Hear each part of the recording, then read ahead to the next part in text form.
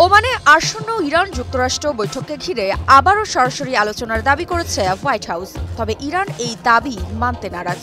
তারা চাইছে আলোচনা হবে পরোক্ষ, কারণ দুমুখ খ্যাপাটে ট্রাম্প কখন কি করে বসেন এ নিয়ে যথেষ্ট দুশ্চিন্তায় খামেনির দেশ। আর এই কারণেই মূলত পরোক্ষ আলোচনা চাই দেশটি। মূল কথা, যুক্তরাষ্ট্র বলছে সরাসরি আর ইরান বলছে আলোচনা হবে পরোক্ষ।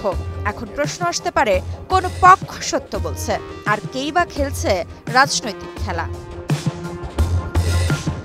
আসলে এটা কেবল একটা আলোচনা নয়, এটা ইরান যুক্তরাষ্ট্রের মধ্যকার বিশ্বাসঘাতকতার দীর্ঘ ইতিহাসের প্রতিচ্ছবি। একদিকে যুক্তরাষ্ট্রের সর্বোচ্চ চাপ আর নিষেধাজ্ঞার শ্বাসরুদ্ধ অবরোধ, অন্যদিকে জাতিসংঘের চোখ রাঙানি এবং পরমাণু কর্মসূচির প্রতি ইরানের অবিচল থাকার প্রচেষ্টা। ৮ এপ্রিল সাংবাদিকদের এক প্রশ্নের জবাবে হোয়াইট হাউসের মুখপাত্র ক্যারোলাইন লেভিট বলেন, প্রথমত ১২ এপ্রিলের বৈঠক নিয়ে প্রেসিডেন্টের আগেই কিছু বলছি না। তবে প্রেসিডেন্ট নিজেই জানিয়েছেন ইরানের সঙ্গে সরাসরি বৈঠক হবে। এর আগে ৭ এপ্রিল হোয়াইট হাউসে ইসরায়েলের প্রধানমন্ত্রী বেনিয়ামিন নেতানিয়াহুর সঙ্গে এক বৈঠকে প্রেসিডেন্ট ডোনাল্ড ট্রাম্প বলেন, ইরানের সঙ্গে সরাসরি আলোচনা শুরু হয়েছে। শনিবার একটি বড় বৈঠক হবে, দেখা যাক কি হয়। সব মশার বিরুদ্ধে সুরক্ষা দিতে এলো বসুন্ধরা এক্সট্রিম অ্যারোসল, মশার বিরুদ্ধে এক্সট্রিম সুরক্ষা।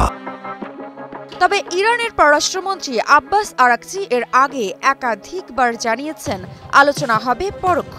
৮ এপ্রিল সন্ধ্যায় তিনি বলেন, যুক্তরাষ্ট্র সম্মত হয়েছে পরোক্ষ আলোচনায়। যতক্ষণ সর্বোচ্চ চাপ ও হুমকি নীতি বজায় থাকে ততক্ষণ ন্যায্য আলোচনা সম্ভব নয় এবং আমরা সরাসরি আলোচনায় যাব না। যদিও এর আগে ৭ মার্চ প্রেসিডেন্ট ট্রাম্প জানান তিনি ইরানকে একটি চিঠি পাঠিয়েছেন পারমাণবিক আলোচনার প্রস্তাব দিয়ে। পরবর্তীতে তেহরান সেই চিঠির জবাবে জানায়, যুক্তরাষ্ট্রের দ্বৈত এবং দুমুখ আচরণের কারণে তারা সরাসরি আলোচনায় যাবে না, তবে পরোক্ষ আলোচনা চালিয়ে যেতে প্রস্তুত রয়েছে।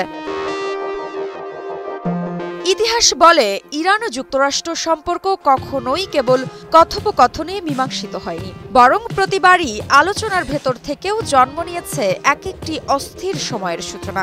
তাই ১২ তারিখের বৈঠক কেবল দুই দেশের প্রতিনিধি নয়, গোটা বিশ্বের জন্য এক গুরুত্বপূর্ণ মুহূর্ত, যেখানে নির্ধারিত হবে কূটনীতি আদৌ টিকে থাকবে কিনা, নাকি আবারও ধোঁয়ার আড়ালে আগুনের লেলিহান শিখা দেখা যাবে। মৃত্তিকা বিশ্বাস, নিউজ 24।